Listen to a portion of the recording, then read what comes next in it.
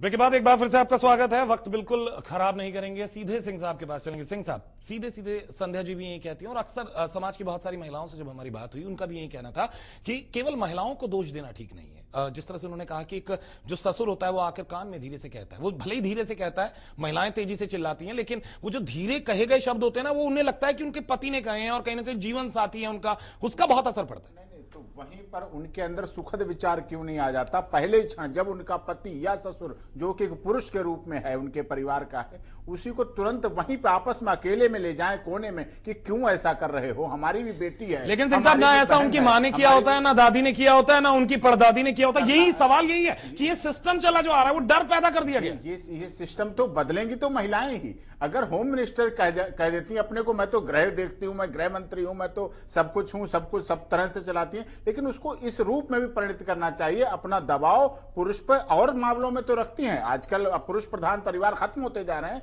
बड़े दुख के साथ कहना पड़ रहा है। पुरुष प्रधान परिवार अब खत्म हो रहे हैं, महिला प्रधान परिवार अब बढ़ रहे हैं। लेकिन यहाँ तो महिला प्रधान जब बढ़ रहे हैं तो महिलाओं का बिल्कुल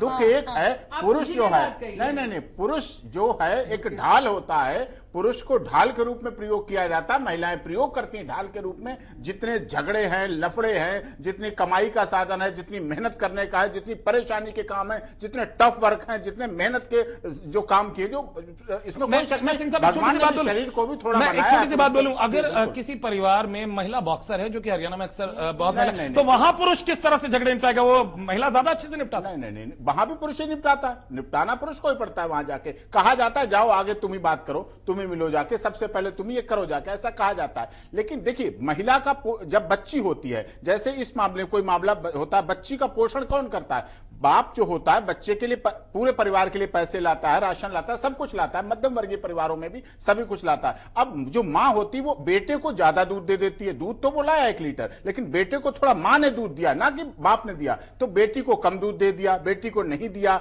या कोई चीज खाने की बेटे को ज्यादा दे दी, उसको दे दी। जो ये भ्रांतियां हैं, इन्हीं भ्रांतियों ने आगे परिणत किया जाके बड़े पे बच्ची का जो कुपोषण होता है, बच्ची के अधिकारों का हनन होता है, जो बच्ची को शिक्षा से मोहताज किया जाता है, जो बच्ची को एकदम वैसा करके उसको डिमोरलाइज करके रखा जाता है कि तुम बेटी हो, ऐसा नहीं कर सकती, तुम बेटी हो, ये जो कहा जाता है, जिसकी वजह से भ्रूण हत्या, जिसकी परिणति ही होती है कन्या भ्रूण हत्या के रूप में। कन्या भ्रूण हत्या इसीलिए होती है क्योंकि बड़े पे उसके बच्ची का पूरा विकास और उसको करने के लोग इच्छुक नहीं। मैं एक छोटी सी चीज जोड़ूंगा सिंह साहब, मैं वापस आऊंगा। क्या आपको नहीं लगता कि बलात्कार इसी ना होते हैं लड़कियों के, वो एक डर पैदा करते हैं? आपको नहीं लगता कि एक लड़की अकेली रात के 11 बजे घर से बाहर नहीं निकल सकती हिंदुस्तान के किसी भी कोने में, इसलिए डर पैदा होता है? आपको नहीं लगता कि एक लड़की को लेकर 50 सवाल उठाए जाते हैं, चाहे उसकी शारीरिक बनावट को लेकर, या भगवान ने जो उसे तमाम चीजें, जो उसकी शारीरिक संरचना अलग दी है, उसे लेकर जो सवाल उठते हैं, उसका डर पैदा होता है? आपको नहीं लगता कि शादी के वक्त दहेज लड़की को देना पड़ेगा, लड़के को नहीं देना पड़ेगा, ये एक डर पैदा होता है और इसलिए भ्रूण हत्या होती है? तो भ्रूण हत्या से ज्यादा बड़ी वजह है तो ये है। नहीं, ये वजह बिल्कुल, अगर ये खत्म हो जाए तो शायद भ्रूण हत्या खत्म हो फिर जाए। आई आपने दहेज की बात आई। दहेज मांगता कौन? दहेज के लिए सीधे सास ही कह दे मैं अपनी ऐसी बहू लाऊंगा जिसमें कोई दहेज नहीं लूंगा, उस समय तो झोली फैला के बैठ जाती, क्या क्या ला रहा, क्या तिलक में लाया, क्या एंगेजमेंट में लाया, सब कुछ लेने के लिए बैठ जाती है। लिस्ट बना के देती, इस कंपनी की इलेक्ट्रॉनिक्स चीजें हो, इस कंपनी का ये वो महिला करती है। अगर वो रोक ले तो दहेज रुकेगी। अगर महिला क्रांति आपने ये बोला अभी कि वो धीरे से बोलते हैं और जो सासू माँ है वो बुरी मान के वो कर देती है, पर बोलने वाला कौन, डिमांड रखने वाला कौन? इन्होंने किया, धीरे किया, उन्होंने उसे वही रोक दो, उसे वही रोक दो। ये तो दोनों तरफ की चट भी मेरी और पट भी मेरी। अगर ना माना जाए तो ये अच्छी बीवी नहीं है, और अगर बेचारी मान के कुछ करती है तो वैसी बुरी है। नहीं, ऐसा नहीं। लेकिन यहाँ अच्छाई बुरी, मुझे ऐसा लगता है कि हम यहाँ पुरुष और महिला पर ना जाके संध्या जी, अगर वजहों की, मैं बार बार कह रहा हूं, मैं कन्या भ्रूण हत्या एक बड़ी वजह है और वो खत्म होनी चाहिए। और अक्सर इस तरह की बहुत सारी चर्चाएं हुई है कन्या भ्रूण। मैं कन्या भ्रूण हत्या की बात ही नहीं कर रहा, मैं कहता हूं कन्या भ्रूण हत्या करने की नौबत क्यों आती है? आखिर पैदा क्यों होती है कन्या भ्रूण हत्या जैसी चीज? क्योंकि लड़की कुछ पैदा होते ही तो कुछ छीन नहीं लेती, जैसे संध्या जी भी कह रही है। आखिर क्या वजह है जिसे हिंदुस्तान में आज बड़ी बड़ी जगहों पर, चाहे डॉक्टर्स की बात करें, राष्ट्रपति हमारे देश की महिला रह चुकी है, इंदिरा गांधी जैसी नेता रह चुकी हैं, इसके अलावा अंतरिक्ष तक पहुंच चुके हैं, और आप किसी का भी ना, और मैं सबसे बड़ा उदाहरण दूं, हमारे साथ क्रांति जी हैं, संध्या जी हैं, महिला हैं और हमारे साथ बैठी हैं और हमसे ज्यादा समझदार हैं और हमसे ज्यादा समाज के लिए काम करती है, तो हम किसी और के उदाहरण की हमें जरूरत ही नहीं है। फिर आखिर क्यों कन्या भ्रूण हत्या जैसी नौबत पैदा होती है? संध्या जी, यहां आपसे मैं एक सवाल जानना चाहूंगा। आप बात करते हैं, पुरुषों से भी बात की होगी, बार बार हम कहते हैं पुरुष की गलती है, या महिला की गलती है। अगर इन दोनों गलतियों को छोड़ दी जाए, समाज की बात की जाए, चाहे स्कूली शिक्षा के अंदर बदलाव की बात की जाए, आप देखिए कोविड स्कूल में भी एजुकेशन दी जाती है। मैं हर जगह की बात नहीं कर रहा, क्रांति जी शायद इस पर कुछ बोलने के लिए थी कि कोविड में एजुकेशन में मिला जुला होता है। आप आज हरियाणा में या किसी भी शहर में जाइए, छोटे आम शहर में जाइए, सिर्फ महानगरों में हिंदुस्तान नहीं बसता है, बहुत सारे और शहर हैं जहां हिंदुस्तान बसता है, वहां पर अगर कोविड है उसके बावजूद भी लड़कियों की डेस्क अलग होगी, लड़कों की डेस्क अलग होगी। तो ये तो आप शुरुआत से सिखा रहे हैं जी। इसे लेकर क्या देखिए, आप ठीक कह रहे हैं। मैं तो आपसे आपकी हर बात से सहमत हूँ। आपने हमें समझदार बताया, इससे कुछ ज्यादा सहमत हूँ। मैं ये आपको बताना चाहूंगी कि लड़कियों का जो है शारीरिक संरचना, आपने पहले का ये भी एक कारण है, सुरक्षा बहुत करनी पड़ती है लड़की की। जब बेटी पैदा होती है तो बाप को लगता है जैसे उसके सिर पे अब एक बोझ आ गया, दहेज तो देना ही देना है, लेकिन पूरी उम्र इसकी रक्षा करनी है। जो हमारे यहाँ सोसाइटी में एक रिवाज भी है, कभी कोई नहीं कहता कि लड़के की भी कोई वर्जिनिटी होती है, हमेशा लड़की पर ही ध्यान दिया जाता है कि नहीं, लड़की का कौमार्य भंग कर देगा कोई ना कोई। मैं अगर अब गरीब आदमी की आप बात सुनिए तो मेरे पास इतने केसेस आए इस तरह के, मैं लोगों से मिली हूं।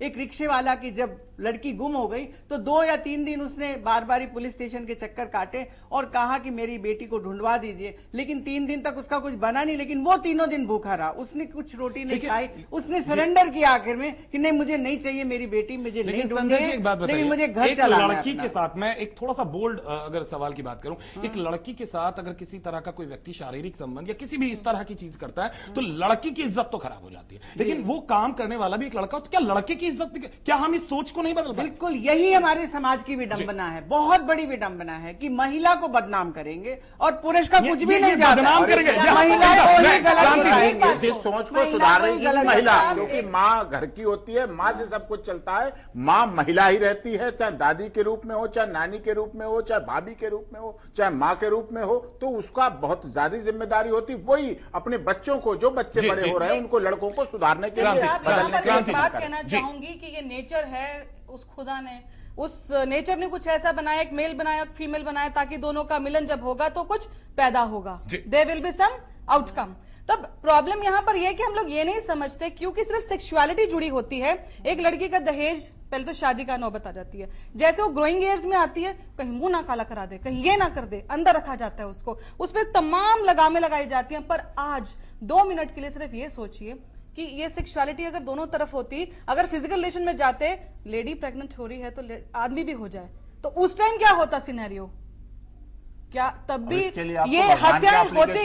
नहीं, भगवान के नाम सोच रहे हैं, हम सोच रहे हैं, ये बहुत बड़ी वजह है सिंह साहब, बहुत बड़ी वजह है ये। लेकिन मैं यहाँ एक उदाहरण भी देना चाहूंगा। ब्रिटेन के अंदर 63% जो लड़कियां हैं वो लड़कों के मुकाबले, अगर हम बात करते हैं किसी भी तरह की सेक्स से संबंधित चीजों की या सेक्सुअलिटी की, जिस तरह की चीजें, वहां 63% लड़कियां आगे, लड़कियां लड़कों से ज्यादा बोल्ड हैं, ज्यादा आगे बढ़ी हैं। नौकरियों में भी वहां लड़कों के पास 37% कम नौकरी है लड़कियों के मुकाबले। वहां सेक्स को इतनी बड़ी चीज नहीं समझा जाता है, या उन्हें समझाया जाता है कि sex is a part of life, is not an a life, is a part of life. तो क्या हम हिंदुस्तान में ये नहीं कर सकते? बार बार मांग उठी। मैं यहां अगर कहूं क्रांति जी, आपको लगता है कि हिंदुस्तान में शुरुआत से क्या आप चाहते हैं कि अगर 5वीं, मैं एक बात करूंगा, 5वीं कक्षा की कोई बच्ची है और 5वीं कक्षा का वो बच्चा है, वो एक क्लास में साथ पढ़ते हैं और एक सेक्स टीचर आके उन्हें बताया, बेटा ये आपकी उस लेवल पर, उस 5वीं कक्षा के लेवल पर बताए, या आपकी शारीरिक जो संरचना है उसके बारे में समझाए, तो क्या एक माँ बाप बर्दाश्त कर पाएंगे? क्या आपका बेटा या आपकी बेटी, मैं क्रांति जी पूरी बात कर लूं, हम बोलने के लिए बहुत कुछ बोल जाते हैं, क्या आप जब आपकी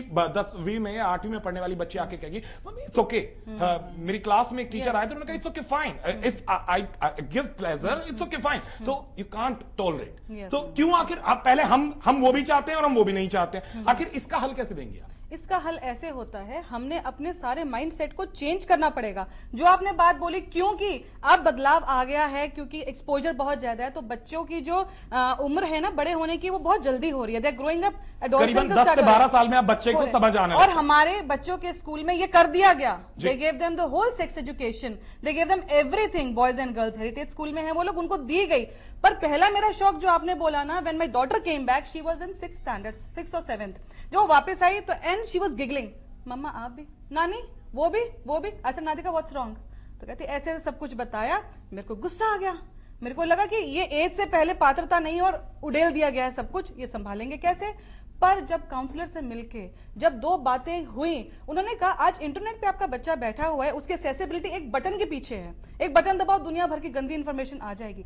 व्हाई नॉट उनको इतना भर दिया जाए क्रांति जी, कि वो नॉर्मल लगे। क्रांति जी, मैं वही वापस आऊंगा, संध्या जी के पास आऊंगा, क्योंकि सवाल ये है जहां इंटरनेट का एक्सेस है, जहां बच्चे इस लेवल के हैं, जहां मां ऐसी हैं जो समझ सकती हैं, जाकर काउंसलर से बात कर सकती हैं, वहां तो ये समझ में आता है। लेकिन मैं बार बार कह रहा हूं, हिंदुस्तान और भी जगह पर बसता है, उस हिंदुस्तान में क्या असर पड़ेगा, छोटे से ब्रेक के बाद।